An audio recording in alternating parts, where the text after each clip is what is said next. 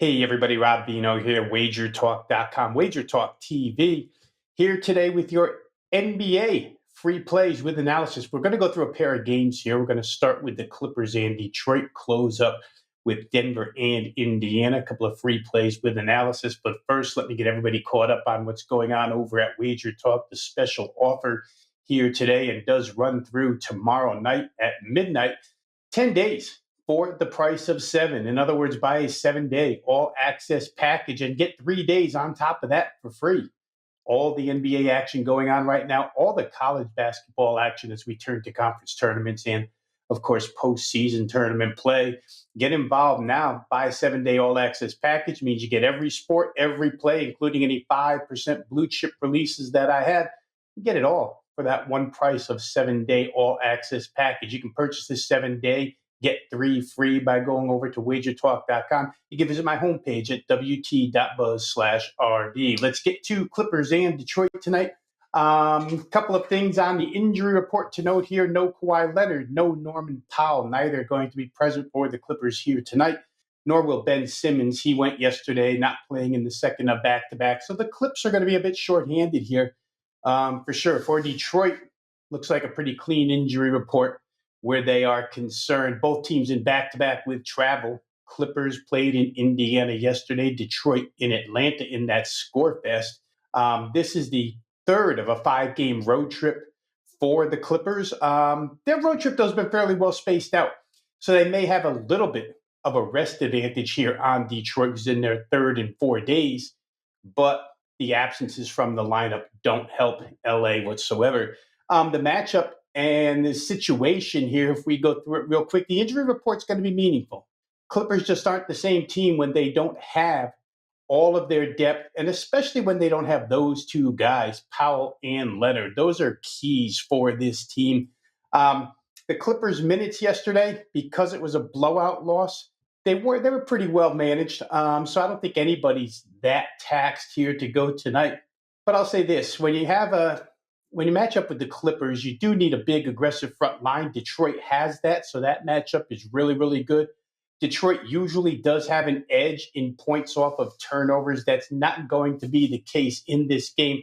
But I will single out the acquisition of point guard Dennis Schroeder, which has allowed Detroit to play with extreme pace even when Cade Cunningham isn't on the floor. In fact, according to head coach J.B. Bickerstaff, it's been almost a godsend to have a second ball handler on this team to give Cunningham some help. Take a look at what L.A. Clipper coach Ty Lue said after yesterday's game, and it could be applicable here. Ty Lue said, our one-on-one defense got cracked off the dribble. That really hurt us. They play fast. They have shooting bigs. He's referring to Indiana, of course, yesterday's opponents. They can go small. They were really able to use their speed and pace against us to create open looks and get to the paint and get threes. We just didn't do a good job containing those guys in transition. That's not a good sign, since, again, Detroit has been able to become a quicker tempo team, being able to hand the ball over to Schroeder when Cunningham's not running the offense. Game's important to both sides. Obviously, it won't go through the playoff standings, but they're both in position here to stay in the playoffs, not in the play-in. Detroit kind of thrives in the paint. Again, against the Clippers, that matchup should be negated. The Detroit guards, Cade Cunningham, Tim Hardaway Jr., Malik Beasley, they shot a ridiculous 19 of 30, 63.3% from three-point range yesterday, and there's probably no way that they can repeat that. But the Clippers have been lousy defending the three. They're ranking in the bottom 5 in three-point percentage allowed over their last 5 games. To me, I think this one, with a lot of question marks and a lot of ways to play this game, I chose to isolate it and play the Detroit Pistons based on number. Their team total here is 111.5.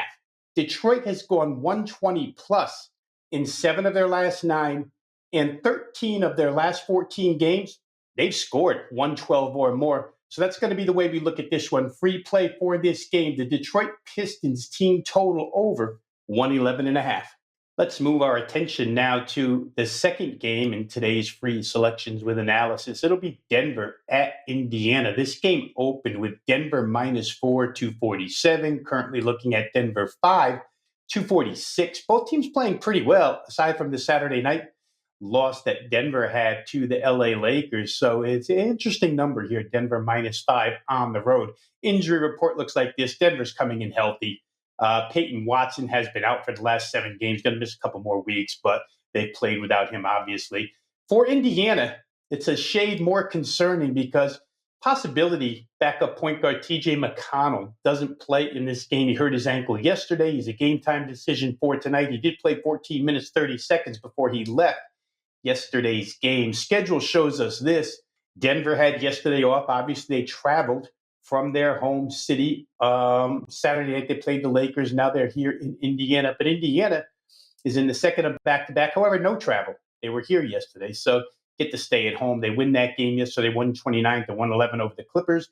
Give a slight advantage to Denver just because they had yesterday off. But the Pacers starters did not have to go an extreme amount of minutes. All starters' minutes were 31 or below.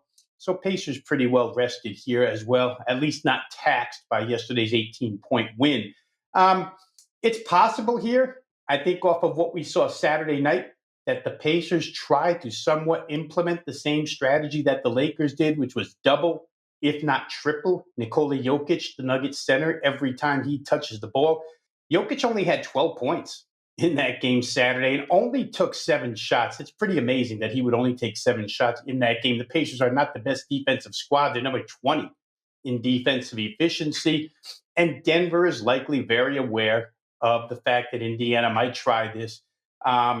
It looked like they were kind of caught off guard to me on Saturday night by that strategy employed by the Lakers. Don't think they'll be caught off guard here. And of course, Jokic is a great passer with anticipation, so expect Denver to make the necessary adjustments. Indiana, without backup point guard TJ McConnell, somewhat slows down their pace a little bit. I mean, they won't go slow, but McConnell, as we all know, when he's in the game, racing up and down the floor, they do have plenty of guards on this team. And in fact, when Andrew Nembhard takes over the point, they're not bad off at all. So and Nembhard could take the place of Halliburton. We'll see how much effect it has without McConnell. Denver's 2 best defenders. Here's a matchup that I kind of like for the Nuggets here. Their 2 best defenders are Aaron Gordon and Russell Westbrook, who is but disruptive point guard.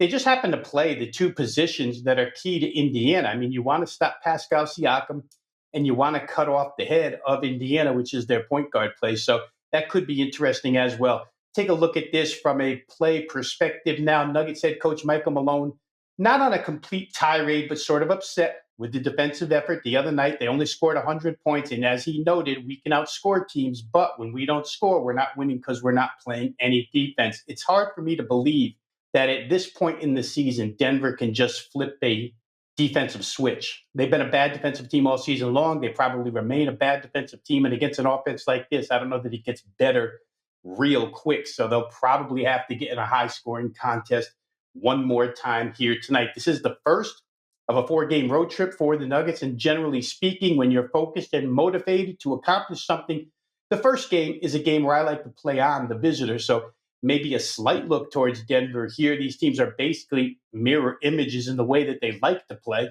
They both go high tempo. They both get points inside the paint. Denver's a little bit better 3-point shooting team, but what's crazy is their home 3-point percentage is 6 points higher than it is on the road.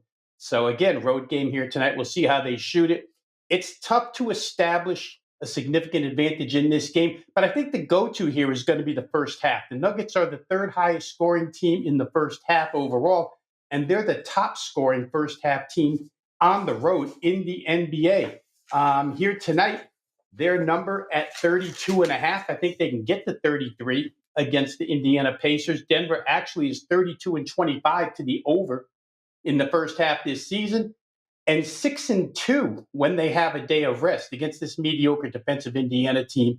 I would think that they can get up and over 62.5. So that's the way we played this contest. In fact, it's bumped to 63.5 now. I still think there's room.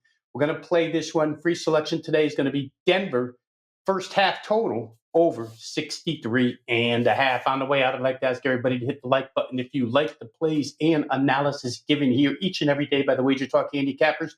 Hit the like button, click subscribe, join the near 196,000 that already have subscribe to Wager Talk TV. If you have a comment on this game or any other NBA game in play tonight, go ahead and drop it in the comments section. I try to get back to them as quickly as I can. For now, this is Rob Veno saying good luck with all your plays. We'll see you next time on Wager Talk TV.